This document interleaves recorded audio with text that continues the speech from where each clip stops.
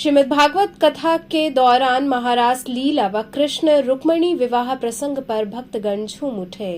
कथाव्यास पंडित प्रवीण पांडे जी महाराज ने कहा कि महारास में भगवान श्री कृष्ण ने बांसुरी बजाकर गोपियों का आवाहन किया और महारास लीला द्वारा ही जीवात्मा का परमात्मा से मिलन हुआ।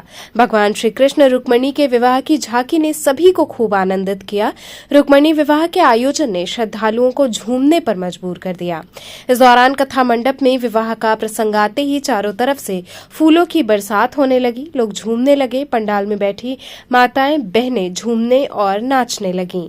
श्रीमद्भागवत कथा के छठे दिन की कथा प्रारंभ करते हुए कथाव्यास पंडित प्रवीण पांडे महाराज ने भगवान की अनेक लीलाओं में श्रेष्ठतम लीला रासलीला का वर्णन किया। उन्होंने कहा कि रास तो जीवन का शिव के मिलन की कथा है। ये काम को बढ़ावा नहीं, काम पर विजय प्राप्त करने की कथा है। इस कथा में कामदेव ने भगवान पर खुले मैदान में अपने पूरे सामर्थ्य के साथ आक्रमण किया, लेकिन वो भगवान को पराजित नहीं कर पाया, उसे ही परास्त होना पड़ा। रासलीला में जीव का शंका करना या काम को देखना ही पाप है। गोपी गीत पर बोलते हुए कथाव्यास ने कहा कि जब जब जीव में अभिमान आता है, भगवान उनसे दूर हो जाते हैं। जब कोई भगवान को न पाकर विरह में होता है तो श्री कृष्ण उस पर अनुग्रह करते हैं और उसे दर्शन देते हैं।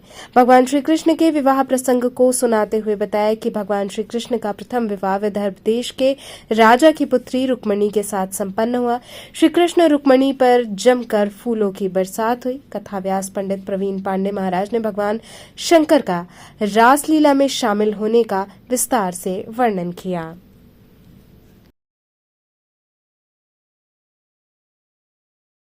का भरोसा करा रहे हैं, सो इसको आकर ग्रहण करिए, क्योंकि 3 ही सांस में आप पूरे समुद्र को पी गए थे। जब पूरे समुद्र को पी गए थे तो इस समय फिर पुनः आइए। तो उस समय सुखदेव जी महाराज कहते हैं कि राजन ये जाने कैसे संत हैं। कहते हैं कि मैं क्या जानूं प्रभु, अरे आपके मुख से मैया हैं, उनके मन में एक भावना जागा क्या कि मैं ब्राह्मणों को बुलाकर प्रसाद पवाऊं। सो ब्राह्मणों को बुलाकर प्रसाद पवाऊं तो ब्राह्मणों को निमंत्रण गया और ब्राह्मण आ रहे हैं। और ब्राह्मण कैसे होते हैं ये तो हमारे यजमान समझते ही होंगे। आज 2-4 पूड़ी खा लेते हैं तो नहीं, शरीर देखकर तो इतना पता लगा ही सकती है कि हमारे अगस्त मुनि महाराज कैसे उनका शरीर है। लेकिन कहा जाता है कि शरीर पे कभी नहीं जाना चाहिए, शरीर पे तो कभी जाना ही नहीं चाहिए। और 3 ही सांस में वो पूरे समुद्र के को पी गए। वो कैसे ब्राह्मण रहे होंगे। और उस समय तो शांति शांति पृथ्वी शांति शांति शांति वनस्पतय शांति विश्व देवा शांति ब्रह्म शांति सर्वभूत शांति शांति शांति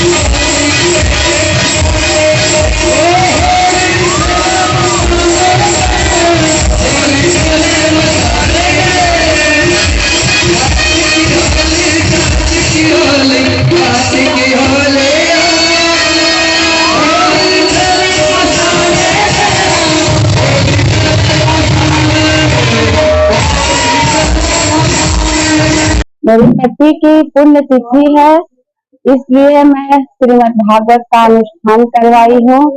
अपने गुरु जी के माध्यम से सभी गांव अपने जिला को तृप्त कर दी भागवत की कथा करवा करके।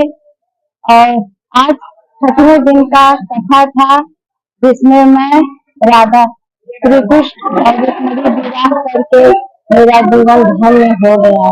मुझे अवसर मिला अपने प्रभु का माला अर्पण करने का, चरण धोने का। ये तो मेरा बहुत सौभाग्य है। बहुत दुखी जीवन था, लेकिन आज मैं अपने आप को बहुत कृतार्थ, बहुत धन्य समझ रही हूँ, जो मैं स्वयं अपने हाथों से प्रभु कृष्ण का चरण धोई, माँ रुक्मिणी का चरण धोई। चैनल के माध्यम से लोगों के लिए कोई संदेश? सभी देशवासियों, सभी टीवी चैनल वासियों, मोबाइल वालों को मेरा एक कहना है कि श्रीमद् भागवत एक ऐसी गंगा है जिसे श्रवण करके सब कुछ घर में ही प्राप्त कर सकते हैं। मुझे अपने गुरु जी पर बहुत गर्व है।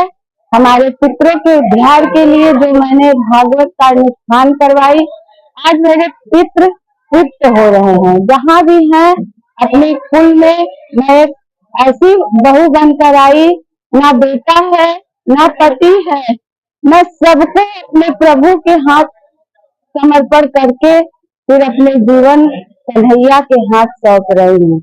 मेरे लिए मेरे बाके बिहारी कन्हैया हैं, आएंगे मुझे ले जाएंगे। अब मुझे जीवन का कोई परवाह नहीं, क्योंकि भागवत की गंगा में मैं धन्य हो गई, मैं कृतार्थ हो गई। मेरे पति मेरे प्रभु कन्हैया के शरण में चले गए, मेरा बेटा, मैं दोनों को प्रभु के शरण में पहुंचा करके अपना जीवन में धन्य की। और गुरु का आशीर्वाद हमें सदा बना रहे, यही मेरी प्रार्थना है, यही मेरी विनती है। जय कृष्ण। आज ये कथा कहाँ पे हो रहा है? आज ये कथा जौनपुर में हो रहा है। और ये आज देवी रुक्मिणी जी का और श्री कृष्ण जी का विवाह हुआ। यहाँ काफी अच्छा प्रसंग हुआ। और प्रसंग में ये हुआ कि जब शिशुपाल द्वार पे आए तो तभी श्री कृष्ण ने देवी रुक्मिणी जी का हरण कर लिया। और जब देवी रुक्मिणी के भाई युष्ण को पता चला तो वो अपने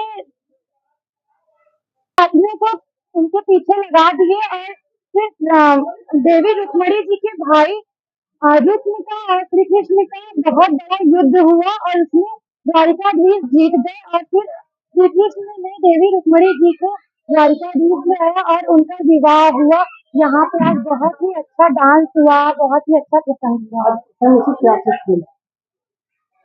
आज कथा का कौन सा दिन था और किसके माध्यम से?